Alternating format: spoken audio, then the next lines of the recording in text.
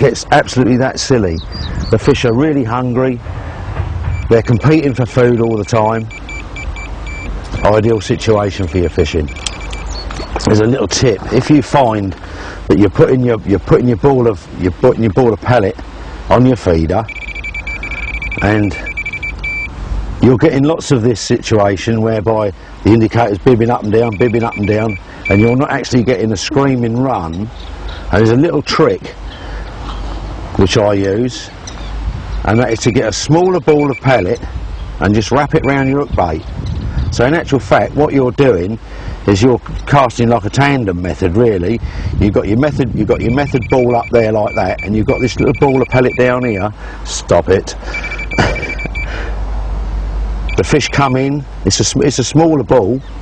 It's breaking down a bit quicker, but right in the middle of it is your actual hook bait. Instead of being on the outside of the big ball, which they're taking longer to break away, it's in the middle there. It's probably two or three mouthfuls for a fish of the size that we're after now, doubles. Pick it up, job's done. Bait's in there, no problem. What's left on your feeder is going to come off into the area where you're fishing anyway, so it's not wasted bait at all. I mean, a lot of people say, well, why don't you just put a little bit round the hook? Well, you could, yeah, but then you're not going to create that same feeding situation by introducing little bits like that as if you were as you are when you're introducing big balls of bait. That once that's out of the way, either in a fish or you wind it back, you've still got all that lot that's on the bottom, and your fish is on the end of that little bit there.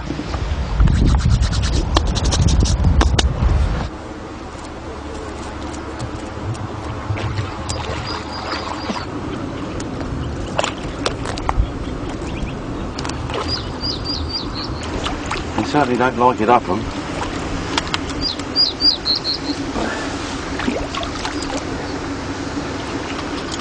Babies or not.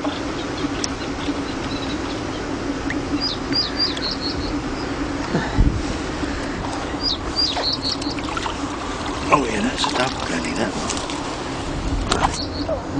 You're croaking. You're croaking, are you? Yes. There. Look at that. 30 of the future, Len. 30 of the future. Bless it. I'm not going to kiss you, just in case Joe gets jealous. Now we'll touch briefly on the method feeder. Richworth, as you probably know, were in the forefront of method feeders, the development of, and for me, basically it's all I use as a method feeder. There's no gimmicks to it or anything like that. I just take the centre tube out, put my leader through, tie on the hook link, and it's as simple as that. It's a 3-vein feeder.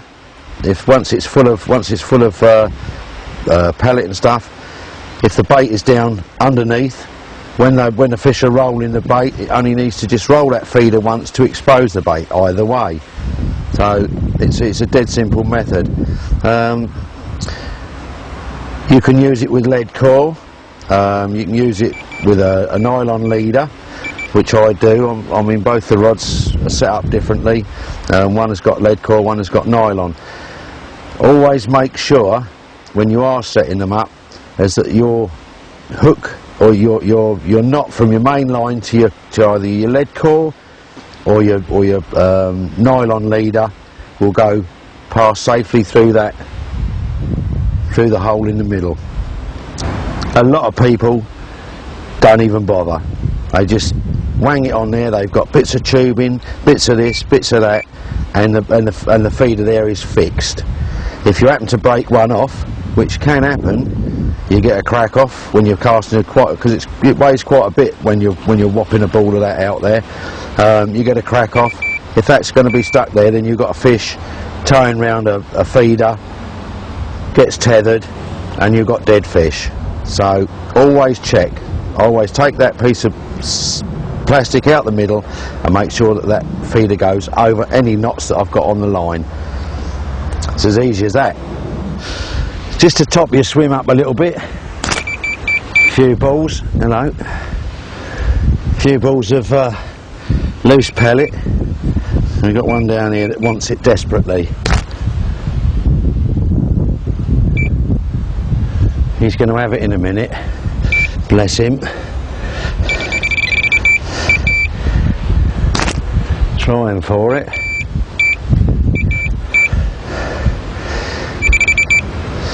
Come on in, baby. This one here I've put down the marginal shelf. There's been a fair few fish just rolling just down it. There's a couple of nice little clean spots down there just before it hits the weed. And yeah, fish rolling out there, I just balled the bait. They're certainly hungry for it. They're not whacking big fish at the moment, but you never know. One of the big ones might come in, and then it'll be all whooping again. Come on then, come on then. You really want it. You really want this.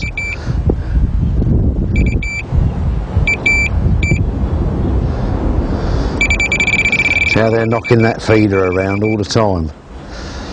You've really got to show a bit of control if that's at all possible. Certainly gets you going. Well, here we go on the other one now. Look, rod tops are twanging all the time. It's fish moving in over the pellet. Multiple amounts of fish, all competing for food, which is what the feeder is designed to do. It's designed to make fish compete for food. Look at them out there. Look, they're having it. Bless them. It's just a matter of one getting that end ball off, and it'll be up to the top and flying.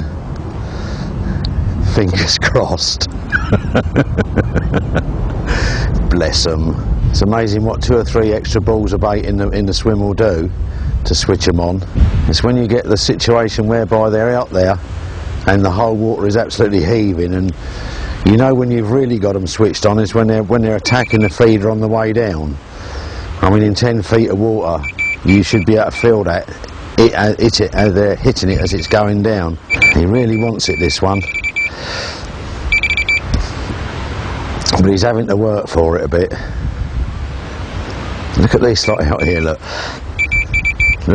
at this rod top. Look, he wants it. Go on, my son, make a meal of it. It's a bit like bream fishing. You put an open-ended feeder out for bream, and the rod top is pinging and twinging all over. And you see all the good bream fishermen, they don't strike until that reel's either back winding or it's right up to the top and hard. Go on in, my son. You aren't there yet. Just pushing that feeder around, giving you that little bit more. That's the one. That's the one we're waiting for.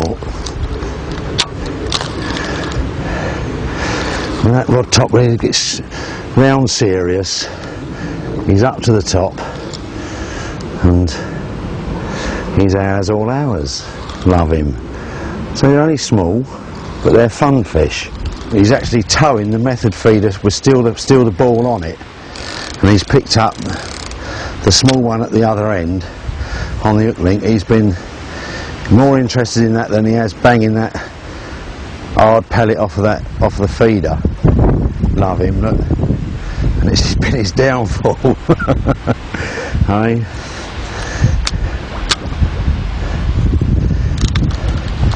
I get great enjoyment out of catching carp, whether they're big ones or whether they're small ones, it doesn't matter, as long as they're carp. Now look at that, look, splendid.